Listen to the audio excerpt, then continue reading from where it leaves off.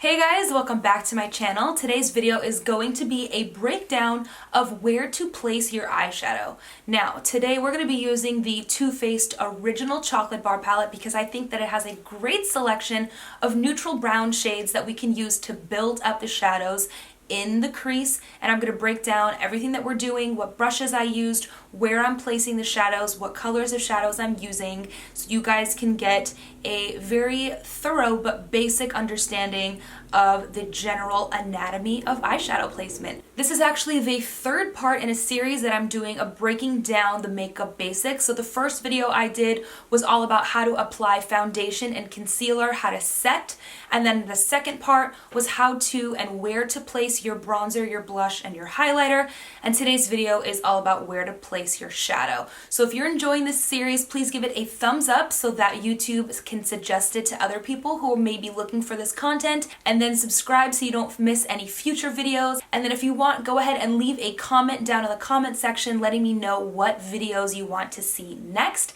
And without further ado, let's go ahead and get into the tutorial. So here's a close-up of the three brushes that we're going to be using today. One is a packing brush, one is a tapered blending brush, and the other one is just a classic blending brush. So I already used a little bit of concealer underneath the brow here to clean up everything that I filled in and to brighten this area. So now what I'm going to do is I'm going to set that sticky base with a bone colored shadow, and I'm just taking this on my Sigma E25 blending brush, and I'm just very lightly going to fluff this shadow over the lid to make sure that all the colors that we're going to be blending on the lid space will apply smoothly and it won't be skipping on anything sticky from the concealer. Alright, so the first thing that we're going to do with the actual shadow is we're going to add our transition shade into the crease. Now your crease is going to be right above where the natural fold is of your eye, and it's going to be below that brow line. So just right up in here, we're going to create the illusion of a more open eye shape. So we're going to be placing the transition shade from the outer corner all the way up and around in here, but not getting all the way into this eye socket. So we're stopping right about where our brow line is, up in this section over here. And we're going to start with a light neutral brown shade. So I'm picking up a light neutral brown shade on my fluffy blending brush, and I'm very lightly just going to start to place that shadow up and into the crease. And you want to be holding your brush at the end of the brush to apply the least amount of pressure. If you're finding that your eyeshadow comes on choppy, it's probably because you're holding too close to the barrel and you're putting too much pressure on the brush. The further you hold away, the less pressure and the more seamless your eyeshadow is going to apply and blend. So I start off with a very small amount of product to start, and then I'm slowly building it up, and I'm starting with small circular motions, and then I'm going to go back and forth in windshield wiper motions to make sure that I'm blending seamlessly. So you can build up the intensity as much as you'd like here, but add small, light layers of product. It's easier to add more, and it's almost impossible to blend away. So you can see here we've started to add a little bit of a shadow, and most of the lid space is still light and bare. So now what I want to do is I want to intensify this color just a little bit more. I'm going to stay with the same fluffy brush. I'm just going to move to a slightly darker neutral brown shade and start to layer those shades on top of each other.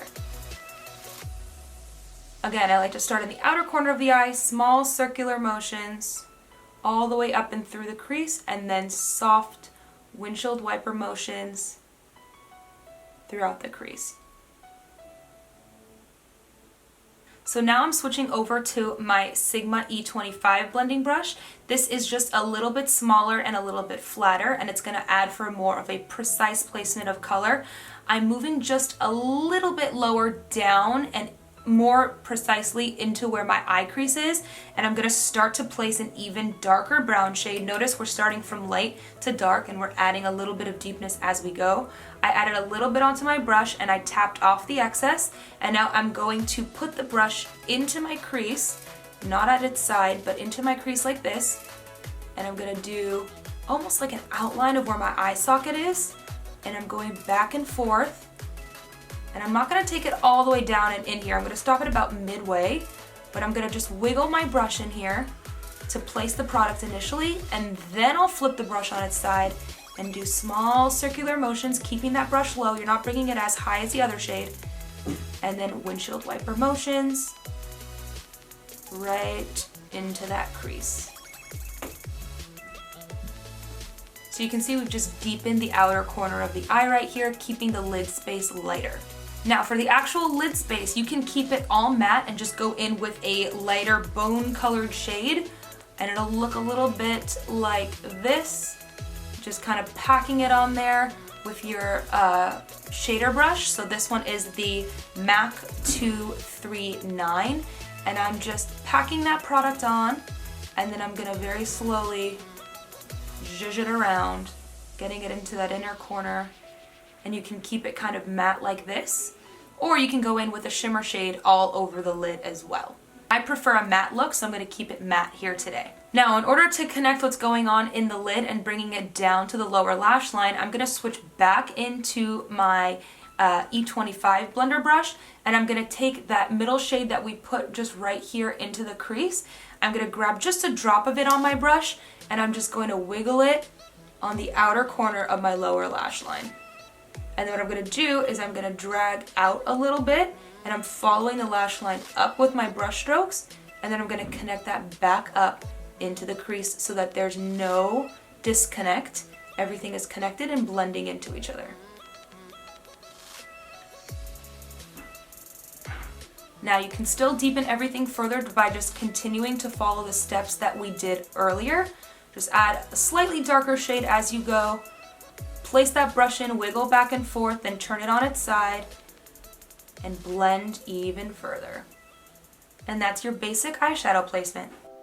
Now I've decided to leave this clip in. This is actually me blending out my other eye in real time. So this clip is about 2 minutes long. I want you guys to see how quick it actually is to complete one eye of eyeshadow. I know people get really overwhelmed and think that it takes a super long time, but if you are doing small circular motions, you're moving kind of quickly with the brush, and you're moving between these few brushes, you're adding light layers, it actually is a very simple and easy job to get that eyeshadow to look nice and flawless and airbrushed with just these simple steps.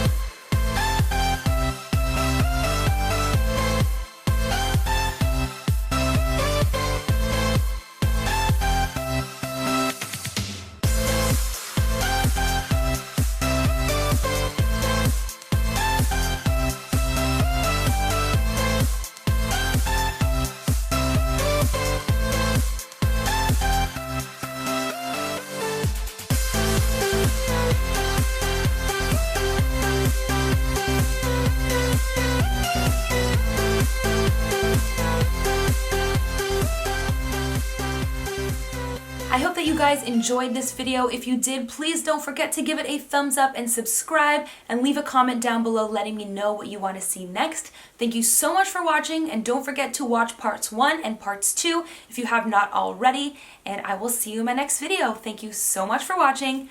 Bye.